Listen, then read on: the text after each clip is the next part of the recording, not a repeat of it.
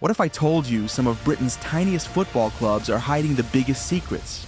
From Hollywood handshakes to financial fraud, today we're uncovering how small-town teams turned into scandal-ridden empires. Stick around until the end, because one of these clubs vanished overnight and no one saw it coming.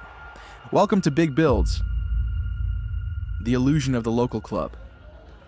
For generations, we've romanticized the small football club. Muddy pitches, rusty turnstiles, battered stadiums that shake when the crowd sings, lifelong fans chanting in the rain, wearing the same scarf they've had since they were 10. It's the heart of British football, raw, passionate, and fiercely local. These clubs were never just teams. They were pillars of the community. Granddads brought their grandkids. Local businesses sponsored the shirts. Wins were celebrated in the same pubs where losses were mourned. But beneath the surface, things have changed, quietly and dramatically. Today, many of these so-called community clubs are no longer run by locals or die-hard supporters. They're backed by distant investors, people with no connection to the town, no loyalty to the badge, and no interest in standing on the terrace during a freezing away day in January.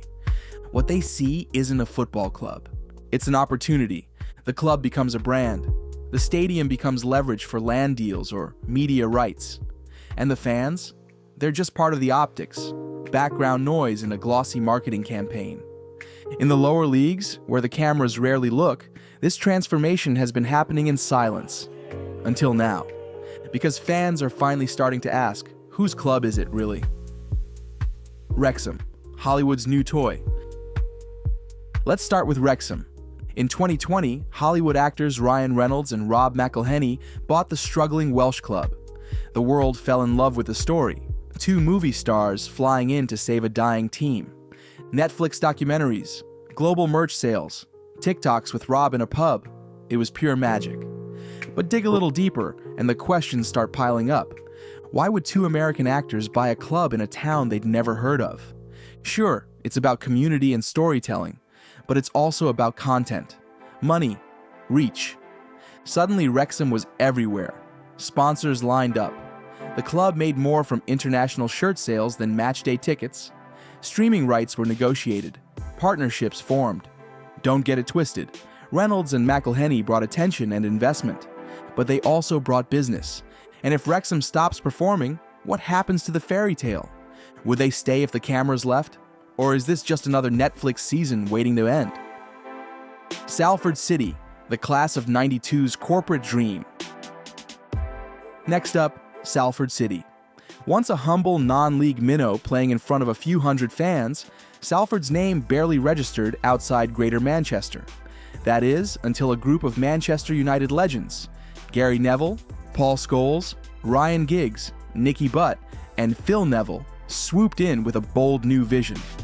On the surface, it feels like a passion project, a fairy tale story of local boys turned football icons returning to their roots, giving back, lifting up a forgotten club, a feel-good movie waiting to be made. But zoom in a bit, and things start to look more like a corporate playbook than a community revival. Salford has been absolutely pumped with cash. We're talking full-time contracts, state-of-the-art training facilities, big-name signings, and lightning-fast promotion through the leagues. The transformation has been impressive, but also heavily manufactured. And while the branding leans hard into local pride, the reality is different. Over 90% of the club is owned by that tight group of ex-players and Peter Lim, a billionaire investor based in Singapore. The average fan? Practically no influence, no vote, no seat at the table. What was once a local club with local roots is now steered from luxury boardrooms thousands of miles away. Some supporters love it.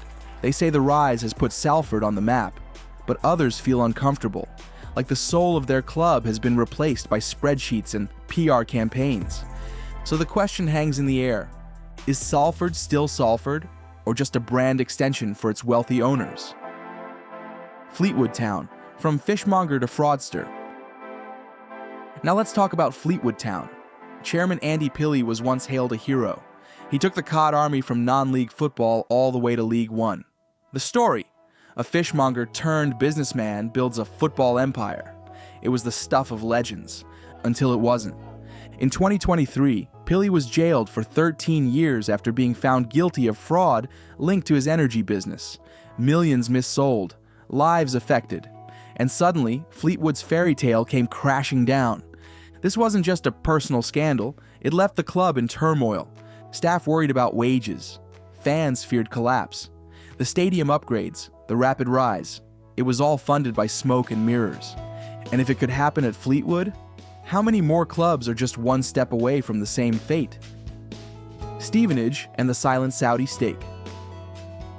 Stevenage isn't a club that makes headlines often, but in 2021, whispers began about foreign investment quietly making its way into the club, specifically connections to Saudi investors.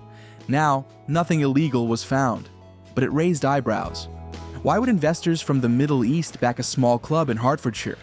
The answer might not be football, it might be land, influence, or even the beginnings of brand expansion into Europe.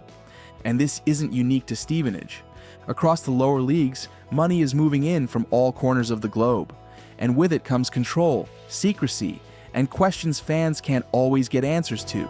The worry? Fans become customers, clubs become assets, and football, just a tool.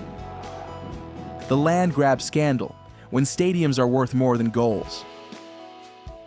Football clubs come with something few people think about: real estate. And that's where things get really shady.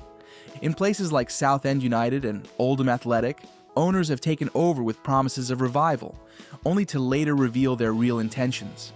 Not promotion, not trophies, but development.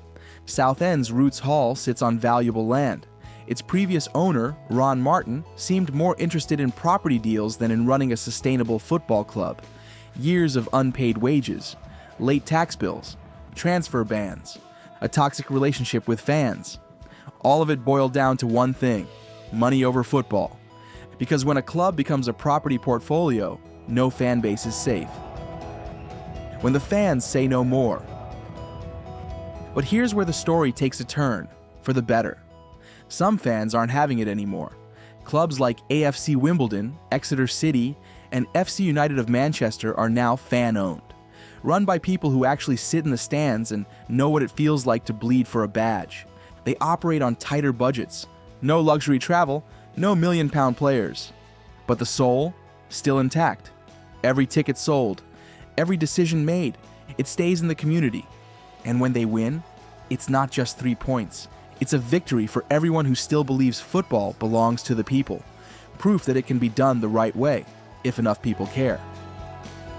The Bury collapse, football's darkest modern moment. If you've stuck with us this far, here's the tragedy that sums it all up in one heartbreaking story. Bury FC, founded in 1885, 2 FA Cups, a community centerpiece for over a century. In 2019, the club was expelled from the English Football League. Gone. Erased. Why? A dodgy takeover by Steve Dale, a businessman who admitted he knew nothing about football, or Bury, before buying the club for £1. Within months, wages unpaid, the stadium left to rot, promises broken. The EFL stood by, helpless. And the fans? They cried. They protested. They tried to save the club.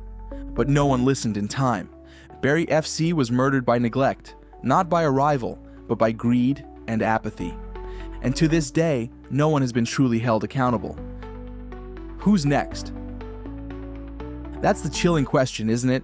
How many other clubs are on the brink? How many owners are hiding secrets, debts, or development plans? How many teams you watch on a Saturday could vanish next season, not because of relegation, but because someone upstairs just stopped caring? There's no easy answer. But one thing's clear: football governance is broken.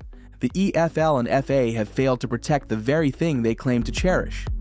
And unless stronger rules, independent regulation, and real fan power step in, we're going to see more buries, more scandals, more clubs lost forever. Now you know. Behind the charming turnstiles and modest stadiums of Britain's lower leagues lies a world of secrets. Some inspiring, some horrifying. From Rexom's red carpets to Bury's silent grave, these tiny football empires are no longer just about passion. They're about power. Now it's your turn. Have you seen changes at your club? Do you trust the people in charge? Drop your story in the comments. We read every single one. And if you want more deep dives into the untold truths behind sport, stadiums, and power, hit that like button, subscribe, and share this video with a fan who still believes football should belong to the people. This has been Big Builds.